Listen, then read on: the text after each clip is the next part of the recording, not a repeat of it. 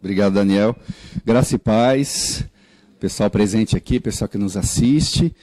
É uma alegria, uma honra poder estar nessa edição aqui do Missão na Íntegra. E o Daniel tinha conversado comigo para trazer esse enfoque sobre a questão dos direitos humanos, da responsabilidade da igreja na luta pela defesa dos direitos humanos. Então, hoje eu tenho um papel nisso concreto, né? Como hoje eu estou conselheiro nacional de assistência social, então faço essa articulação junto ao Estado, com uma interface também com a Secretaria de Direitos Humanos, agora o Ministério de Desenvolvimento de Direitos Humanos, né? E também já temos feito isso enquanto militância de campo, enquanto trabalho de campo já 23 anos de trabalho de campo com comunidades de alta vulnerabilidade. Então, como eu creio que muitos não me conhecem, eu queria só fazer um pano de fundo, contar um pouquinho, brevemente aqui da nossa trajetória, e aí em cima disso a gente vai depois construir aqui a ministração. Tá legal?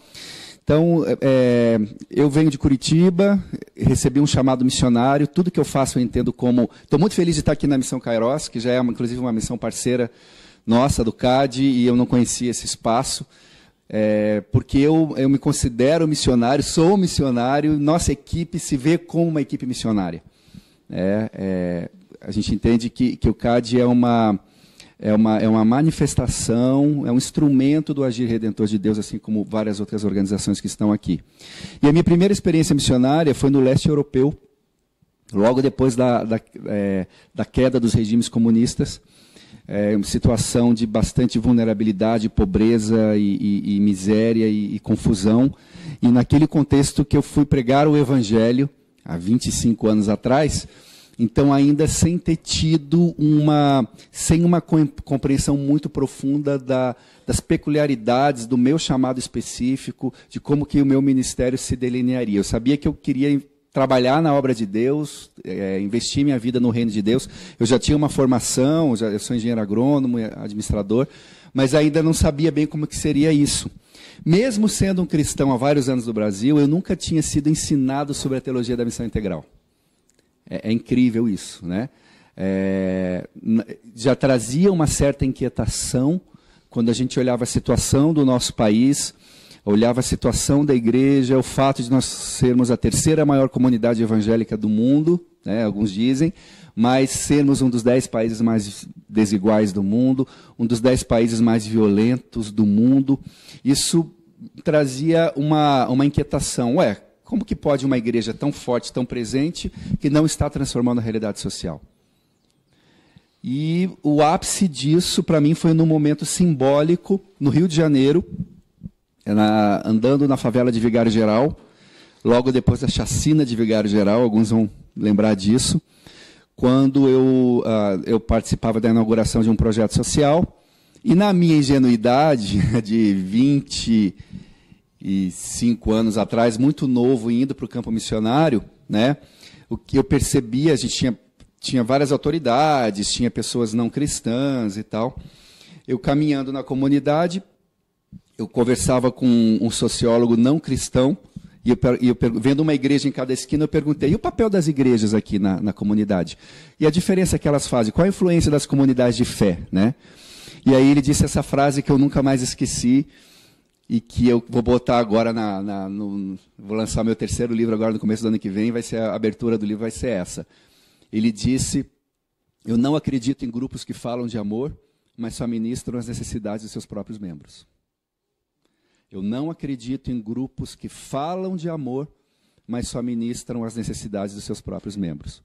E eu levei um choque, porque pela primeira vez, eu ainda muito jovem, né? Pela primeira vez eu ouvia alguém desdenhar, vou usar esse termo, né? Da igreja, e da força da igreja, do poder da igreja, na sua, como um único organismo capaz de ministrar as necessidades integrais do homem. Eu já cria nisso, né? E alguém desdenhava dessa igreja, mesmo ela estando tão presente na comunidade. E eu decidi que eu trabalharia para nunca mais ouvir isso de um incrédulo no Brasil. Então, na verdade, fazendo uma avaliação da minha caminhada, esses últimos 23, 24 anos, ela tem sido muito apologética nesse sentido, né? de defesa da igreja como esse único organismo capaz de ministrar as necessidades integrais do homem, de crer na igreja como agência de transformação. Em 2006, nós lançamos um livro pela Ultimato, que é uma coletânea de artigos. Eu achava que era sobre missões, e aí a Ultimato ligou toda feliz, ganhamos o prêmio Areté, que é o prêmio de excelência editorial, né?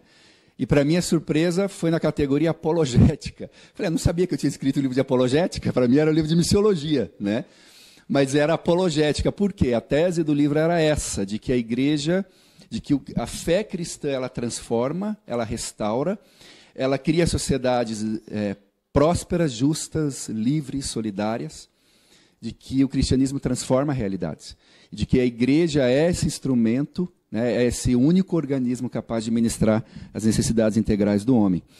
Então, essa crise que eu vivi lá no começo do meu chamado missionário, foi bom, porque aí eu fui buscar de Deus exatamente que tipo de missionário eu seria, né? Será que o trabalho, a obra missionária é o povoamento do céu? Ou é o discipulado das nações? Né? A transformação das nações, da realidade criada. E aí, esses dois paradigmas, né, a gente se debruçou sobre eles, mesmo intuitivamente, né, e foi começando a estudar, a conhecer, a se aprofundar, fazendo e estudando, fazendo e refletindo. E aí, cada vez mais, a nossa convicção mesmo da importância, né, da missão integral, da integralidade da missão da igreja, no seu agir redentor, no seu agir transformador. Voltei para o Brasil em 94 e minha primeira experiência foi uma experiência de curto prazo numa comunidade ribeirinha, no Alto Rio Purus. E eu percebi que os ribeirinhos lá, eles eram explorados, porque eles vendiam o fruto do extrativismo, o peixe, a mandioca, e eles recebiam 3, 6 meses depois do pessoal que vinha comprar da cidade de Manaus. A gente tinha, em 1993, 94, uma inflação de 70% ao mês, chegamos a ter. Então, na verdade, eles estavam sendo explorados, né? E qual era o nosso trabalho missionário? A gente ia nas comunidades ribeirinhas, fazia os cultos, evangelizava, mas eu pensei também, como é que eu posso ajudar esse pessoal? Aí eu fui dar noções de economia para os ribeirinhos. Eu tinha um pessoal lá que trabalhava comigo na área da saúde, tinha uma equipe, eu falei, bom, eu não sou pedagogo, não sou da área da saúde, o que eu ajudo esse pessoal? Então, eu vou dar noções de economia. E eu ensinei os ribeirinhos a indexarem o preço à URV na época. Lembra que antes do real teve a URV, que era reajustada todo dia. E eu percebia que o que eu fazia nas minhas aulinhas de economia para ribeirinho do Alto Rio Purus, era o reino de Deus chegando também. Não era menos reino de Deus do que quando eu estava pregando o evangelho e anunciando, proclamando as boas novas. Porque quando o ribeirinho entendia aquilo, um laço de opressão que mantinha as pessoas naquela condição estava se rompendo, ou estava contribuindo para o rompimento desse laço. Então, isso tudo, muito intuitivamente, né, foi nos ajudando a ter essa compreensão mais ampla, mais abrangente do que é, de fato, o reino de Deus, e a abrangência do reino de Deus, e o que é a obra missionária mesmo, que ela vai muito além do povoamento do céu, né? E aí, eu, retornando para a minha cidade, aconteceram alguns milagres, não vou detalhar tanto, a gente começou esse ministério, que é o CAD, que a ideia era ser, na verdade, um centro, um espaço de múltiplo uso para aproximar uma comunidade em situação de pobreza, vulnerabilidade, violência, dos plenos desígnios de Deus para ela. O CAD nasceu para isso. Ele nasce como obra missionária, como agência missionária, atuando nesse paradigma da missão integral. E alguns milagres aconteceram, como eu disse, a gente começou bem pequeno, com 20 crianças, um trabalho de recreação orientada, e depois o projeto foi se expandindo. Enfim, hoje são mais ou menos 18 mil beneficiários, né, que nós atuamos em 11 frentes em 9 estados. E desde o início, a gente queria ser também mais do que um centro de entrega de serviços, né? Nós queríamos ser um local de treinamento, de formação de lideranças da igreja para a obra da transformação comunitária. E aí começamos a receber missionários, líderes, pastores, que queriam aprender sobre como trabalhar com a comunidade e gerar transformação a partir das bases comunitárias, né? E, como resultado disso, foram nascendo muitos ministérios e projetos e outras unidades. Hoje nós formamos essa coalizão, ajudamos também a fundar Renas. Enfim, estamos aí nessa luta, já completando agora, vamos completar 24 anos de ministério. E falar sobre essa área de direitos humanos, né? Então, eu quis estabelecer esse pano de fundo para vocês entenderem a partir de que plataforma, né, a gente vem falando. Porque eu fiquei 14 anos na comunidade. Morando lá, minha filha que está aqui, nasceu lá na comunidade que nós servimos, que na época tinha alguns dos piores indicadores sociais da região metropolitana de Curitiba, lá, Fazenda Rio Grande. Hoje mudou muito o perfil, tem mais de 100 mil habitantes. E a gente conviveu com essa realidade, né, de campo mesmo, de ver a situação das nossas crianças, dos nossos adolescentes no campo. Aqui eu faço só um breve... Eu preparei aqui uma aulinha para vocês, tá? A partir do público que nos interessa mais, né, da nossa vivência, embora esse tema ele seja mais abrangente, né, são as crianças e adolescentes pobres do Brasil. 40% das crianças brasileiras são pobres, dentro das estatísticas do que é a pobreza, né, do valor que é estabelecido lá pelo MDS, pelo governo. E 13,5% são extremamente pobres, que aí realmente é a miséria, né? Eu tenho vivido uma experiência muito forte esse ano. A cidade de Curitiba, não é barrismo curitibano não, né, Valdir? Valdir curitibano, Joinville curitibano aqui, mas ela saiu na frente, uma iniciativa na verdade não foi a cidade, não foi a prefeitura, foi o Contiba, o Conselho Municipal de Direitos de Criança e Adolescente, participação da sociedade civil, inclusive com irmãos cristãos que estão lá dentro. Lançaram o diagnóstico da criança e do adolescente de Curitiba, né, das grandes capitais que a gente tem o conhecimento, é a primeira a fazer um diagnóstico realmente profundo da situação da infância. E eu tive a honra de ter sido convidado para fazer parte da equipe técnica que está conduzindo o diagnóstico. É um ano de trabalho, é belíssimo, a gente está fazendo todo o trabalho dividido nos diferentes direitos, né, que estão na Constituição, a dignidade, a saúde, a educação, a convivência, enfim. Cada direito vai gerar um volume de pesquisas sobre a situação da nossa criança e do nosso adolescente. E como eu tenho uma formação, tenho mestrado em antropologia social, eles me convidaram e me deram a tarefa justamente de fazer as pesquisas qualitativas. O que é pesquisa qualitativa? É conversar com as pessoas. Você sabe qual que é o meu trabalho? Eu estou fazendo isso ao longo de todo o ano de 2017. Eu fui em casas de acolhimento, entrevistei criança em situação de rua, entrevistei uma mãe que teve um filho adolescente assassinado injustamente pelas costas por um agente do Estado. Entrevistei professoras para ver a realidade da sala de aula, roda de conversa com criança de escola pública, comunidade terapêutica, adolescentes em comunidades terapêuticas, e sentar na frente de uma criança, né, de 6 anos, olhar no olhinho dela, numa casa-lar dessa, e perguntar: você sabe por que você está aqui? Conta um pouco da tua história, que eu preciso entrar na visão de mundo dessas pessoas. E, então, eu que já me considero meio casca grossa, assim, a gente vê muito da pobreza da situação do mundo. Essa pesquisa realmente está mexendo muito comigo, porque falar de direitos humanos, né, eu tenho visto o nível de vulnerabilidade e de violação de direitos das nossas crianças e adolescentes. Isso eu estou falando de criança e adolescente, mas a gente pode até expandir muito mais isso. Semana passada eu fui na DA, Delegacia do Adolescente. Eu fui entrevistar o delegado e fui entrevistar o pessoal que faz o serviço de atendimento socioeducativo. É uma bobagem, uma mentira dizer que o adolescente no Brasil ele não sofre punições. Tá? É um absurdo essa história de redução da maioridade penal. Eu entrei dentro da DA.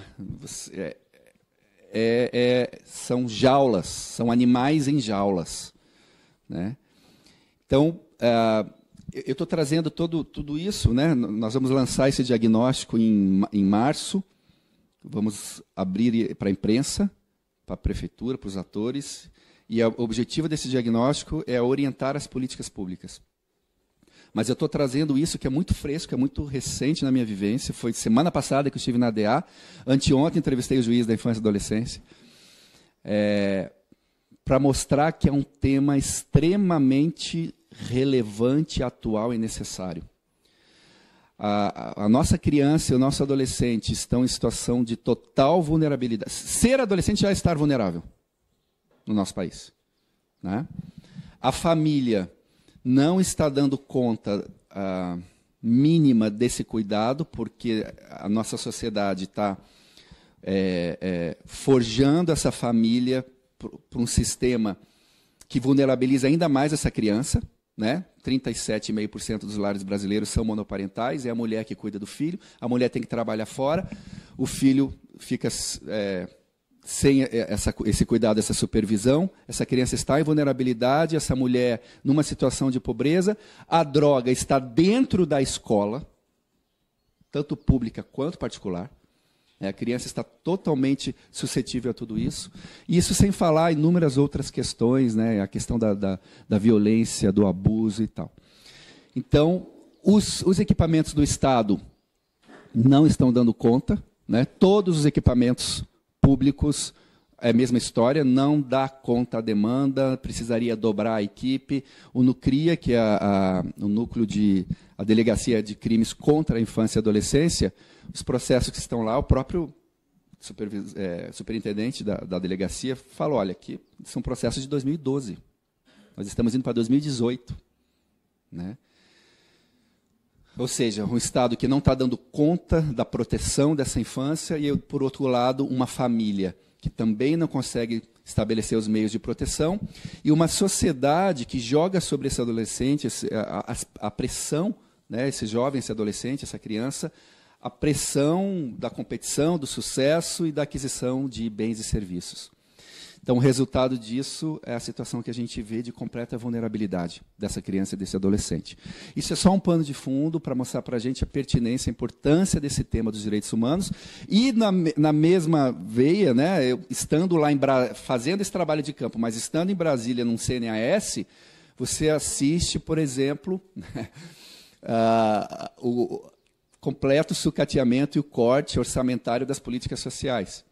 Então, a Política Nacional de Assistência Social, o SUAS, o Sistema Único de Assistência Social, que eu trabalho nesta política, né, a proposta de orçamento que foi para 2018, nas verbas discricionárias, que são aquelas que permitem alteração, porque tem as verbas obrigatórias, né, o orçamento obrigatório. Nas discricionárias, o orçamento que foi para 2018 tinha um corte de 98%. Ou seja, tudo que eles podiam cortar, cortaram. Né? Agora que isso está sendo revertido depois de uma pressão da sociedade e do próprio CNAS. Né? Então, a gente percebe que o quadro realmente ele não é bom. Né? E aí a igreja não pode se omitir. A igreja tem uma responsabilidade, no mínimo, de denúncia profética. Né? De entrega de serviços, a gente chama assim, mas também, e talvez principalmente, de denúncia profética nesse quadro que a gente enfrenta. Tá? Mas eu queria, eu gosto sempre de ir para as Escrituras, né, trazer um fundamento bíblico, né, para a nossa militância, para a nossa atuação nessa área de defesa dos direitos humanos, ou defesa da justiça do reino de Deus. Né.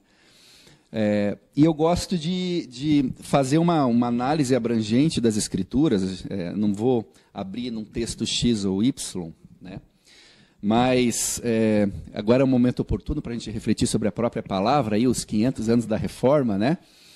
E a gente ouviu bastante sobre isso nesses últimos dias. A Bíblia, que eu tenho aqui nas minhas mãos, na verdade, ela não é um livro, né? Ela é uma biblioteca. São quantos livros? 66 livros, nos originais hebraico, aramaico e grego, é isso? Tem teólogos aqui muito mais escolados do que eu, né? E livros escritos no intervalo de milhares de anos, cremos, inspirados pelo Espírito Santo, mas em contextos totalmente diferentes do nosso.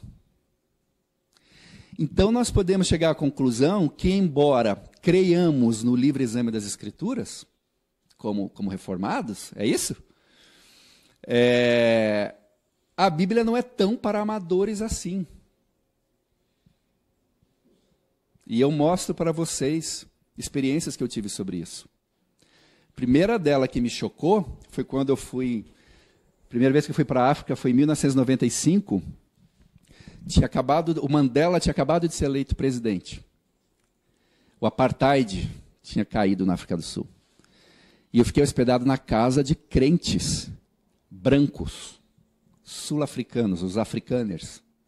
E, para minha surpresa, ele estava indignado, porque o apartheid tinha acabado, o Mandela tinha sido eleito presidente, porque ele abriu a Bíblia para defender, para mim, o apartheid. Ele tinha uma teologia do apartheid. Eu posso usar isso aqui do jeito que eu quiser.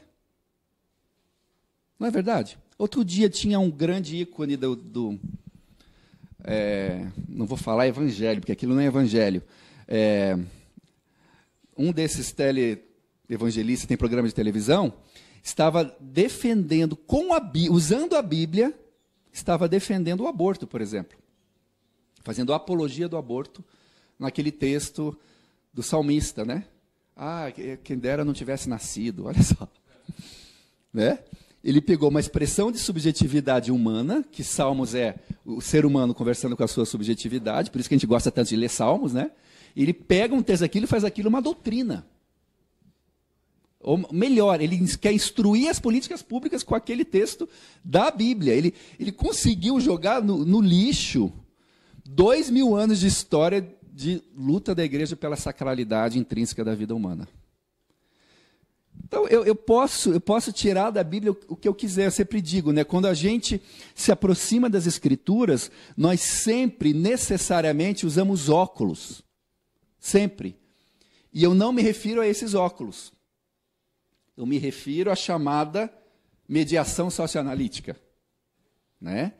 Ou como que nós interpretamos, como que nós elaboramos esta verdade que é eterna, que é supracultural, supratemporal, mas que ela é elaborada em contexto, né?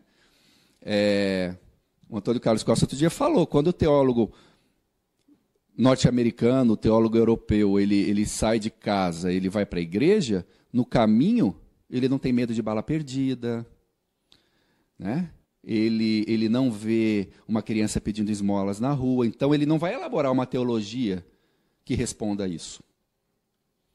Porque essa teologia e essa missiologia, elas se fazem em contexto. A verdade é eterna, é supracultural, mas a elaboração dessa verdade ela é contextual.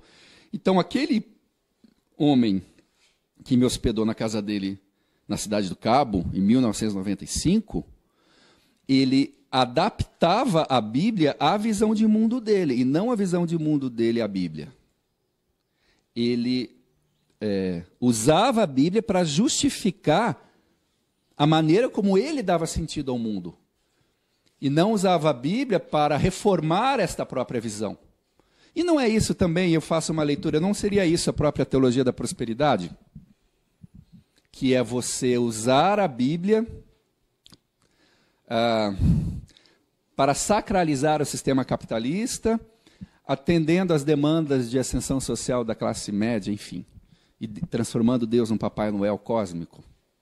É a mesma coisa, você usa aqueles óculos que filtram para você a elaboração desta verdade, né?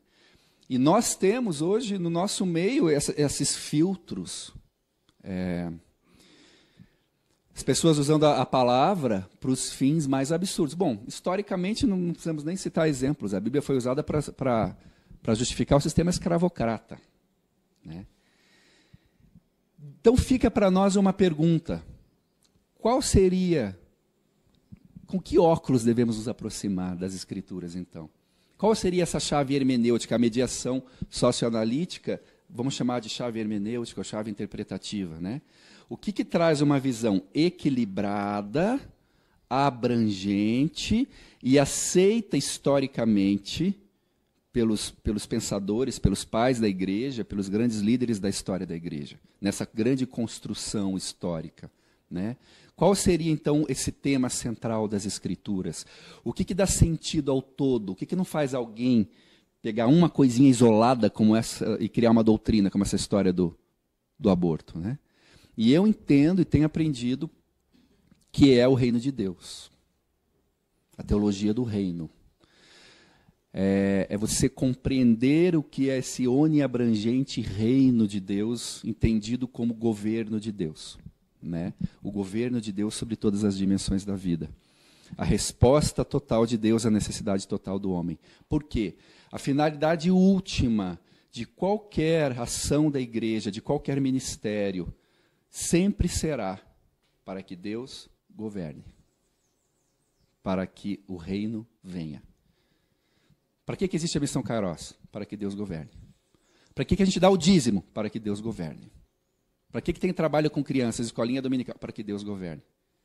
Por que fazemos missões transculturais? Para que Deus governe. Por que lutamos contra a pobreza e a injustiça social? Para que Deus governe. A finalidade última sempre será o governo de Deus. E o governo de Deus é o reino de Deus. E entender, quando a gente entende reino de Deus e estabelece o fundamento da nossa ação missionária nessa teologia de reino, aí começa a fazer sentido, né? Lutar pelos direitos humanos, isso não é menos missão. Pelos direitos humanos, pela justiça social, isso não é menos missão. Porque é o reino chegando, é o reino entre nós. É o reino agora, mas ainda não. Né? Sem teologia de reino, não adianta, essas coisas sempre vão ficar na periferia, ou vão ser taxadas de ideológicas, ou vão ser taxadas de manipulação para algum outro fim. Não vai ser visto como a essência da missão, é um adendo, quando muito, tolerado à missão.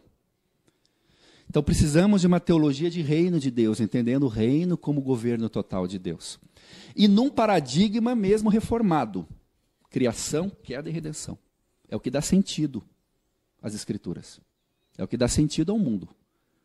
Criação, Deus é o criador de todas as coisas. Quando a gente diz que Deus é criador de todas as coisas, já tem o fundamento da missão integral. Porque todas, eu usei a palavra todas as coisas, né? Se ele é o criador de todas as coisas, ele deve governar sobre tudo. Isso aí não é nem teológico, é lógico. Né? Queda. Quando entendemos que a queda afetou todas as coisas, mais um sólido fundamento da totalidade da missão. Tudo caiu. É o que os reformadores chamaram de depravação total. Depravação total é a amplitude do pecado, né? Não é a intensidade, porque tem a graça comum. Então, se tudo caiu, por conseguinte, por definição também, a redenção é para quê? Para todas as coisas. A redenção não pode ser menor que a queda. Como que pode a redenção ser menor que a queda? Se a queda pegou tudo, a redenção pegou tudo e mais um pouco, né? Onde abundou o pecado, superabundou a graça. Então, como pensar numa redenção que não é total, logo numa missão que não é integral? Não faz sentido. No paradigma reformado, da teologia reformada, não faz sentido uma missão que não seja integral. Por isso, direitos humanos. Por isso a gente vai falar sobre isso. Como poderíamos falar de vários temas. Tudo caiu, tudo pode ser redimido. Criação, queda e redenção. A tríade bíblico-teológica reformada que dá sentido ao todo. E eu vou dizer para vocês que, trabalhando já há mais de 20 anos em contextos assim, de pobreza, de miséria, minha esposa trabalhava com criança vítima de abuso sexual e de violência. Sentar é o que me ainda permite, que eu me considero ainda uma pessoa com razoável saúde mental. O que me permite ter boa saúde mental ainda? Sentar na frente de uma criança de 6 anos e perguntar para ela, você sabe que você está aqui? E ela dizer, eu sei. Para me protegerem da minha própria família. Porque o meu pai, ele me batia tanto, e vê ele falar tanto, 5, 6 vezes, tanto, que eles tiveram que me tirar da minha casa. Ou um outro menininho dizer, é que o meu padrasto me obrigava a ver ele tendo relação sexual com a minha mãe. Esse tipo de coisa que eu ouvi. Ver aquilo e pensar, existe alguém que é todo amor e todo poder. E que permitiu aquilo. Claro que você já passou por essa crise, né? Eu espero que você já tenha passado por essa crise, né? Senão você está bem desconectado da realidade. Tem alguém que é todo amor, mas também é todo poder e permitiu aquilo. Sabe o que ainda não me fez pirar? Aí eu lembro, não, peraí. Criação, queda, redenção. Eu estou debaixo do regime da queda. Isso é queda. Eu vivo num planeta que está em inimizade contra o Criador. Um dia tudo isso vai ser redimido. Isso vai ser transformado. Mas esse reino já chega, ele já pode chegar agora. E um pouquinho desse reino já chegou para essa criança. Porque essa criança está aqui, bem ou mal, não é o ideal, mas ela está sendo amada, ela está sendo servida, ela está sendo cuidada. E a maioria, inclusive, das casas de acolhimento são cristãs. É a igreja que está fazendo. E elas são bem melhores que as do Estado. Entender criação, queda e redenção nos ajuda a entender o que a vida é, o que é a realidade. É um paradigma que dá conta da realidade. Então, criação, queda e redenção e reino de Deus, sem essa compreensão, teologia de reino, o que eu falar aqui vai ser sempre taxado de qualquer outra coisa, menos o cerne da própria missão. É ideologia, é isso, é aquilo. Então, eu sempre gosto de fundamentar, né, sempre, nas Escrituras, o nosso fundamento é bíblico, teológico, ele é eterno. Ele não é do politicamente correto, ele não é do ideológico, ele é ancorado nas Sagradas Escrituras. E é isso que vai nos dar a força para continuar. E nós temos, sim, um firme fundamento para militar na área dos direitos humanos e da justiça do reino de Deus. Então, o reino de Deus como chave interpretativa, como chave hermenêutica das Escrituras. E aí, a base da nossa ação nessa defesa, né, da justiça social e dos direitos humanos é a redenção de todas as coisas. É o texto clássico, não vou ler aqui, mas vocês creio que todos conhecem, de Colossenses 1, de 15 a 20, onde em 6 versos, 8 vezes aparece a noção de totalidade e de integralidade, quando Paulo fala de Cristo, da sua obra, da pessoa e da obra de Cristo, e a chave é o versículo 20, né? Pelo sangue da sua cruz, reconciliar-se consigo mesmo todas as coisas. Então, o que Deus está fazendo hoje? Reconciliando consigo mesmo todas as coisas. Para que a Missão Kairos existe? Para cooperar nessa obra. Missão na íntegra existe para cooperar nesta obra de reconciliação de todas as coisas com Deus. Nada pode ser mais missão integral do que isso. E aí está o texto, né, que resume: havendo feito a paz pelo sangue da sua cruz, por meio dele, reconciliar-se consigo mesmo todas as coisas, quer nos céus, quer na terra. E aí é o fundamento mesmo dos direitos humanos. E aí, eu estava lá no CBM e teve uma oficina de direitos humanos. E bom, uma das coisas que o rapaz falou que foi muito interessante, né, é que é justamente a visão cristã de mundo que oferece as bases para a noção central de direitos humanos. Ele foi até mais radical e eu concordo com ele, não sei se todos concordarão, que somente a visão cristã de mundo confere as bases necessárias para a noção de direito humano. Por quê? Por causa disso aqui, ó.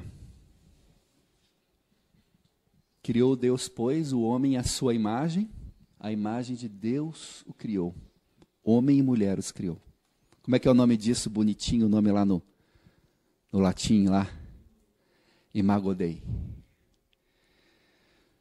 que pode ser mais forte para o fundamento da noção de direitos humanos do que a noção de imago Dei?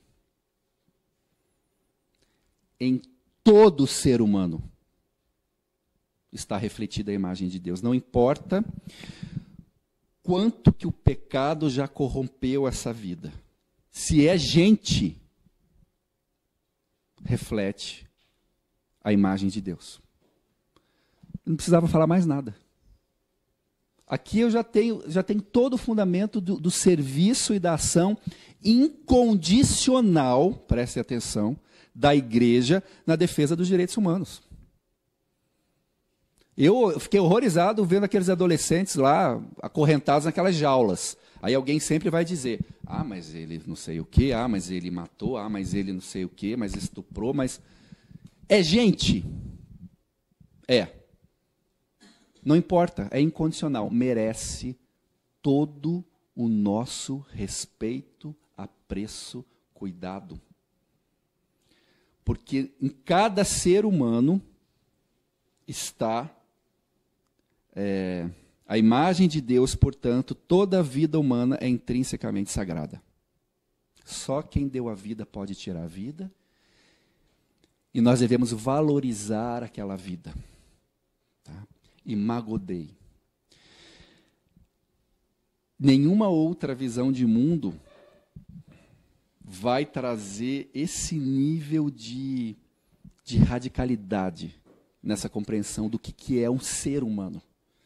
Muito mais do que um animal racional, muito mais...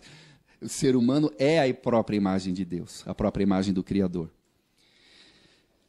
E aí, daqui, a gente pode derivar muitas outras compreensões, né? A questão da mulher, por exemplo, fala-se muito da questão de gênero, a questão da...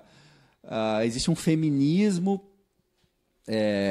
secularizado, mas, entre aspas, qual feminismo pode ser mais profundo e radical do que esse? Mesmo texto, né? Deus criou o homem à sua imagem, homem e mulher os criou. O que isso significa? Deus, quando ele se revela no ser humano, ele se revela no homem e na mulher. Como nós precisamos antropomorfizar Deus para compreendê-lo, tem que dar um gênero para ele, até para dar um artigo definido. É o Deus ou é a Deus, né? Tem que antropomorfizar. E como essa antropomorfização se dá numa cultura patriarcal, Deus vira pai. Mas esse texto nos ensina que Deus também é o quê? Mãe. Deus é mãe. E ele mesmo diz que é. Não estou caindo aqui numa teologia liberal, né? O pessoal já está dizendo, Deus, minha mãe, minha senhora. Não é isso. Mas a gente compreender, trazer isso para a nossa realidade social, de que homem e mulher são iguais, são diferentes em função e são iguais em dignidade e em valor. Eu tenho aqui um profundo fundamento também das relações de gênero, da dignidade intrínseca da mulher.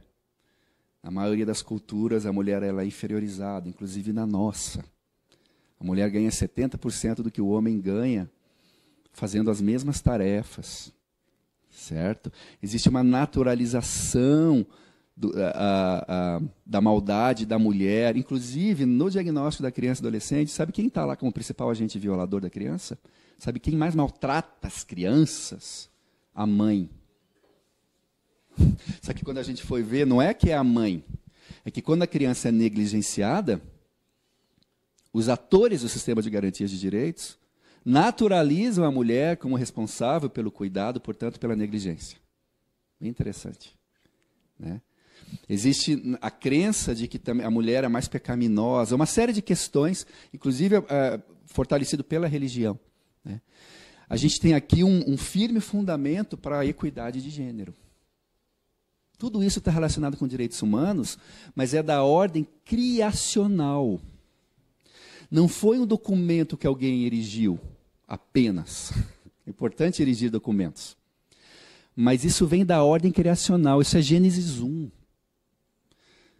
Por isso que eu disse, quando a gente fala de direitos humanos, tem uma pegada bem apologética mesmo, no sentido de dizer que a igreja, nós não estamos falando de responsabilidade da igreja, a igreja tem essa responsabilidade.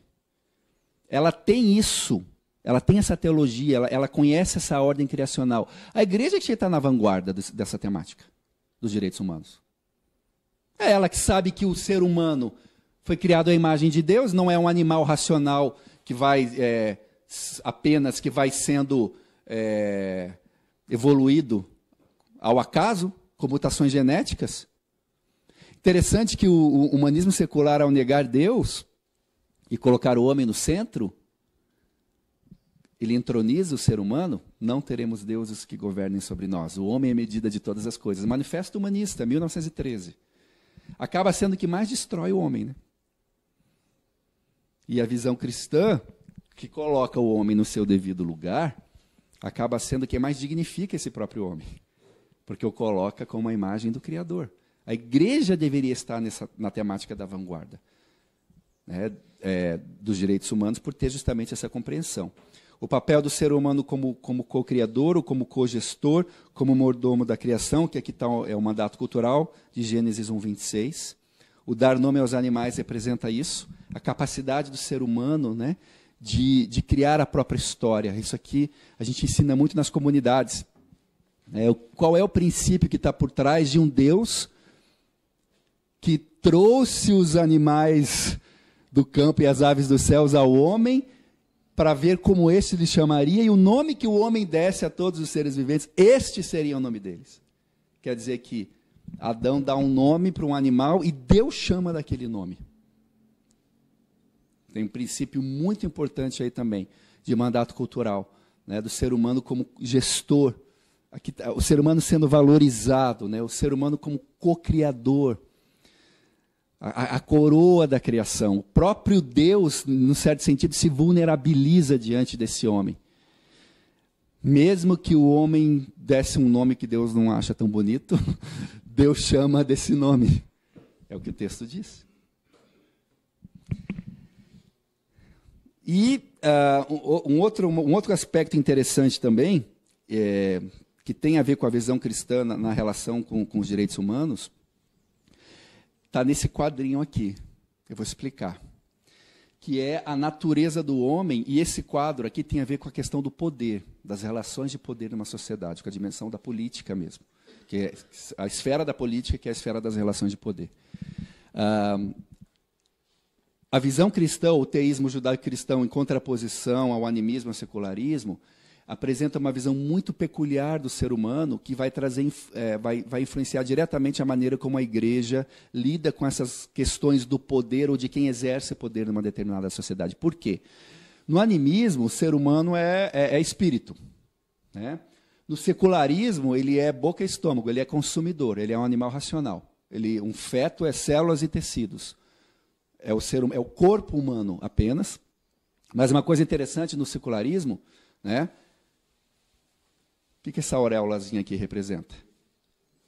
O ser humano é o quê no humanismo secular? Vamos ver quem diz a palavra certa. Quem digita lá no Facebook a palavra certa? Vamos ver lá. Ele é bom. Ele é bom. Interessante. Aqui o ser humano é bom. A maldade que existe é uma maldade fruto das relações sociais, da sociedade e do sistema econômico. Tá? Que também é, né? Mas esse é o foco. No teísmo judaico-cristão, na visão cristã, nós temos um ser humano que mente e coração no sentido de que ele é criado à imagem e semelhança de Deus, mas nós temos uma visão, mas o ser humano ele é ambíguo. Por quê?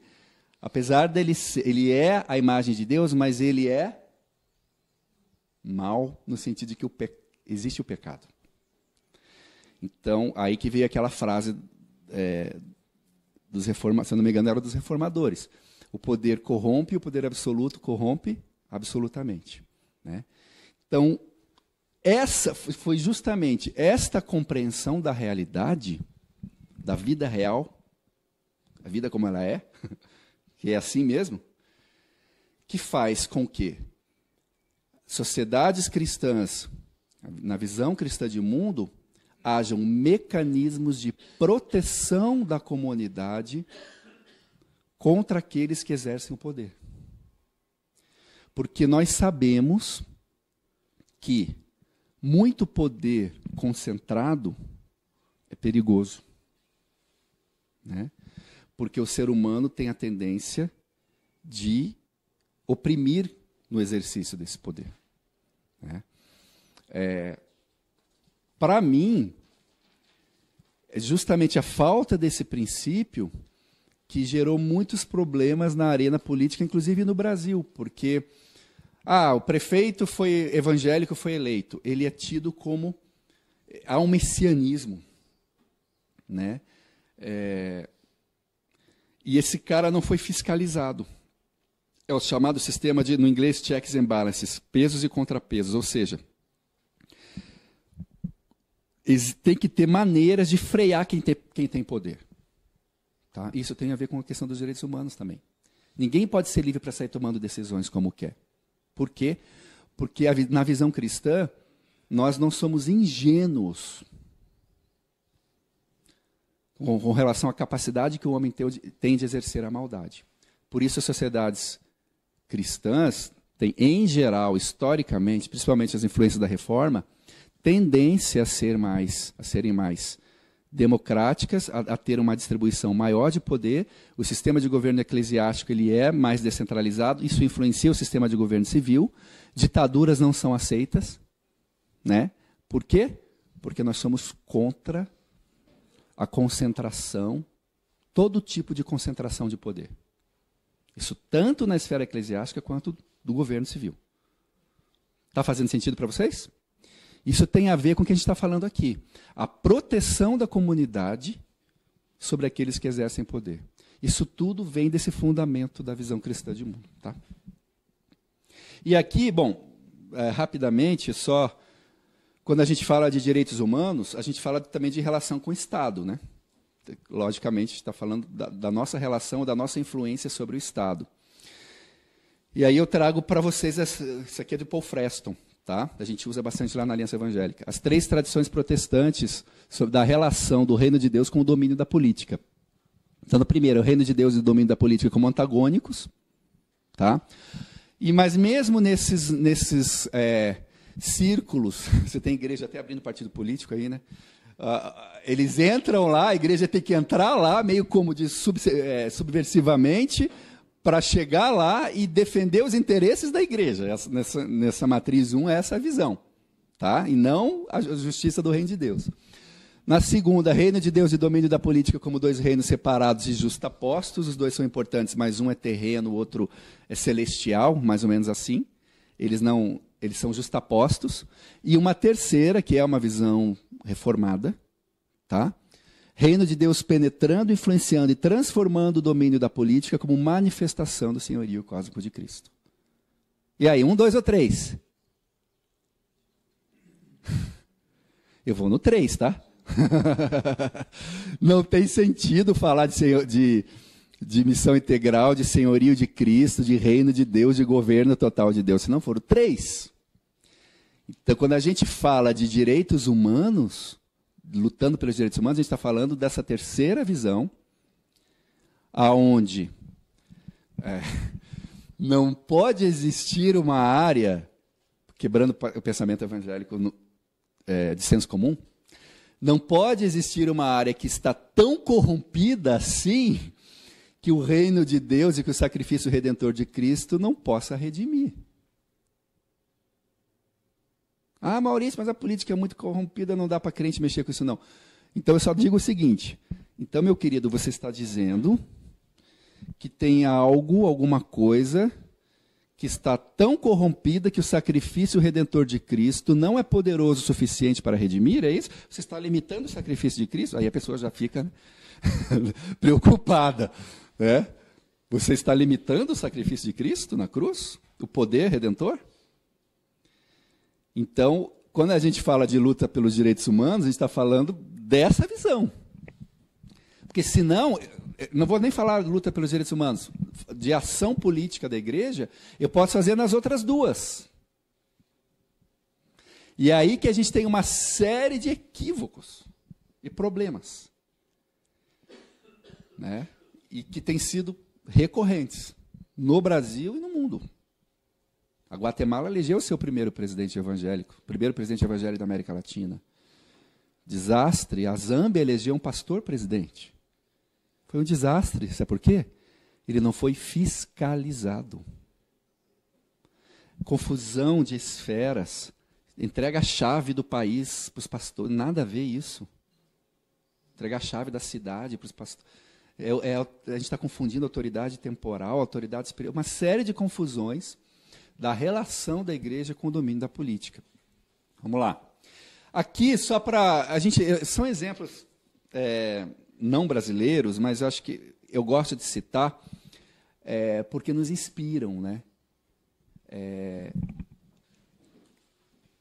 Como que a igreja influenciou na ordem social a questão da defesa dos direitos e dos direitos humanos, né?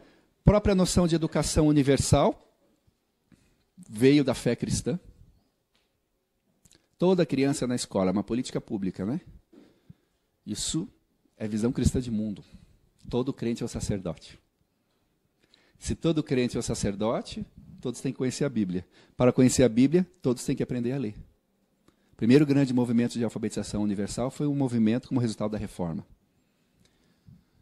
A Declaração Universal dos Direitos do Homem teve influência forte também da igreja, da visão cristã. William Carey, o SAT, acho que vocês devem conhecer, né? A abolição do SAT, que era a morte das viúvas. A gente pode dizer que William Carey, no século XVII, século XVIII, fez advocacy. Ele fez incidência em políticas públicas, ele tornou o SAT ilegal. O pai de missões modernas fez isso. Devia nos inspirar. Tá? E até hoje existe uma lei, ao que me consta, existe uma lei na Índia proibindo o SAT, né? Que é quando o marido morre, a viúva é queimada viva.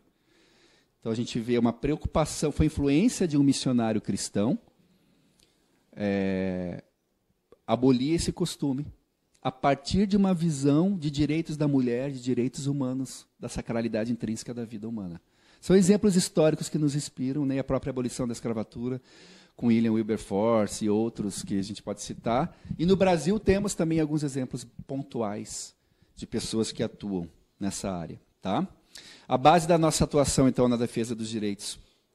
Primeiro, oposição ao pessimismo cristão, que é não tem nada para a gente fazer mesmo, só vai piorar. O mundo jaz no maligno, não é verdade, irmãos?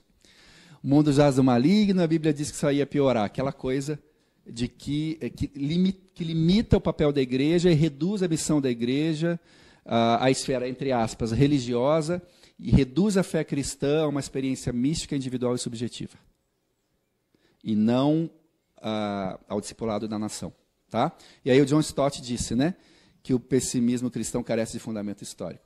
E ainda bem que o William Wilberforce e o William Carey e outros não tiveram esse pessimismo todo, né? Imagina se eles tivessem pensado, não tem jeito de resolver isso aqui, então deixa para lá. Não, mas eles interviram na história. Então é possível sim a igreja intervir na história, transformando-a. Outra base da atuação, que precisa ser ensinada por aí, espero que tenha muita gente que possa ver esse vídeo, o engajamento desinteressado. A arena da política, a arena da defesa de direitos, é para a justiça do reino de Deus e não para a defesa de interesses da igreja, nem da moralidade cristã. Ok? Se a igreja quiser influenciar com a sua moralidade cristã, tem que ser pela via da evangelização e do serviço. Quando você está na arena da política, o engajamento é desinteressado, o que é justo para todos, o que é melhor para a sociedade, o que é melhor como política pública.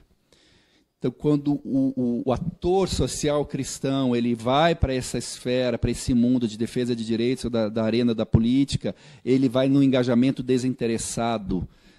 O que é bom para todos, o que é bom para a coletividade, não da defesa dos interesses do grupo que o sustenta, o que mandou lá. Fundamental. A prioridade da justiça, que é a ênfase na lei de Moisés e nos profetas. A gente já falou ontem, né? O Valdir falou ontem, não tem como, a gente sempre acaba falando da dimensão profética, do papel profético da igreja. Quando eu estou lá, às vezes eu estou lá no CNAS, né? Eu fico pensando, Às vezes eu penso, o que eu estou fazendo aqui? Será que eu não devia estar fazendo outra coisa pelo bem da minha organização? Mas aí logo muda esse pensamento, porque quando eu estou lá, um tema super contemporâneo, é de hoje, teve semana passada uma audiência pública no Congresso Nacional. Quando eu estou defendendo um orçamento minimamente decente e digno para a área da assistência social, porque o que a assistência social faz? Ela cuida do pobre e do vulnerável desse país. Eu estou fazendo isso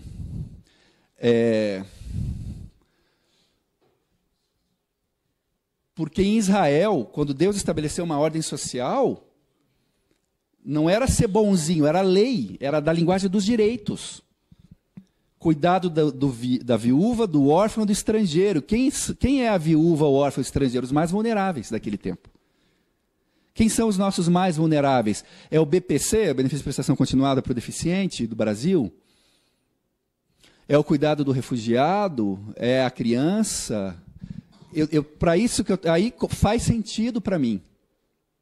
Não por nenhum viés reduzido, puramente ideológico, mas vem das Escrituras isso. Tá? Essa ênfase, né, na lei de Moisés que nos revela, é um template, né? É um fundamento que nos revela a sociedade como Deus havia designado ali, né? E que depois se radicaliza no Novo Testamento. Tá? E nos profetas, né? Na questão da denúncia profética. E a teologia do reino de Deus, que aí eu já falei sobre isso, que é fundamento para essa ação de defesa de direitos. ênfase na distinção entre reino e igreja, ou seja, entender que a ação extra-eclesiástica, no sentido de igreja local, também é legítima e também é reino de Deus e também é missão. Então, os pastores que puxam toda a legitimidade da missão apenas para a dimissão intra-eclesiástica, para mim é mais uma questão de exercício de resguardar o poder. Que eles concentram debaixo do guarda-chuva deles todo o exercício dos dons e das vocações dos membros. Não que não seja também, mas quando eles puxam e legitimam unicamente para a ação intra-eclesiástica esse exercício da missão e a canalização de todos os dons e vocações, é um reducionismo. Por isso a teologia do reino, a distinção entre reino e igreja. O reino é maior que a igreja. A igreja é a comunidade do reino, consciente do reino. Mas o reino é maior que a igreja. Então, sim, estar lá no Congresso Nacional defendendo orçamento público digno para o cuidado do pobre brasileiro é missão. Também é missão. É legítimo. É reino. Tá? Aí, recuperação da nossa dimensão profética também, ontem o Valdir já falou bastante. Entender a justiça como a participação de Deus na vida humana. White diz que os profetas choram e oram em particular, mas desafiam terra, inferno em público. E eu vou terminar com a frase de um filósofo de Camus, que é filósofo existencialista, né? Ateu, se não me engano. Ele diz o seguinte: o mundo espera dos cristãos que elevem as suas vozes tão alta e tão claramente que rejeitem as abstrações vagas e se coloquem firmemente diante do rosto sangrento da história. Eu gosto dessa frase porque ela me lembra que a nossa fé ela não é uma abstração vaga. A gente não está aqui falando de tudo isso para a gente se sentir melhor. Não é uma ilusão meramente subjetiva. Ela tem expressões na nossa subjetividade, mas ela não é isso só. Ela tem que dar conta da vida real. Se ela é a verdade, ela tem que dar conta da vida real. E para dar conta da vida real, nós temos que tratar dessas coisas que nós estamos falando aqui. Da responsabilidade da igreja, então. Em tudo que nós estamos falando aqui. Direitos humanos e combate às injustiças e miséria e tudo. Porque ela tem que dar conta, senão ela não é a verdade, ela é uma abstração vaga. E olha, gente, eu não estou disposto a morrer por uma abstração vaga. Não estou disposto a morrer por isso, não. Pela verdade, eu estou. Eu sofro tudo pela verdade. Agora, por uma abstração vaga, não. Estou afim, não. Então, ou é ou não é. A igreja tem que entender essa radicalidade da fé que ela abraça. Tá? E precisamos usar um filósofo existencialista para falar isso para a gente. Ok? E por último, só para a gente terminar bem inspirado, né? Quando a gente fala de direitos humanos, acho lindo que o Deus encarnado gostava de referir a si mesmo como o Filho do Homem, né? É como se em Cristo, ali em Cristo, residindo toda a plenitude do ser humano. Por isso que a gente luta por direitos humanos, né? É a expressão dessa beleza de ser o plenamente humano. Esse é o nosso chamado. O tema da nossa conferência desse ano foi a glória de Deus em um ser humano vivendo em plenitude. É uma frase de Irineu, do século II, mas tem até as suas controvérsias. Mas o nosso chamado para sermos plenamente humanos, e por isso a gente defendeu os direitos humanos, mas espelhados naquele que foi o ser humano por excelência, né? Que viveu toda a sua, sendo Deus, viveu toda a sua humanidade, toda a sua plenitude, amou tudo que tinha que amar, sofreu tudo que tinha que sofrer, viveu tudo que tinha que viver, e nos inspira até hoje. Então é olhando para Ele que a gente continua nessa luta e nessa defesa. Bom? Obrigado, pessoal. Era isso.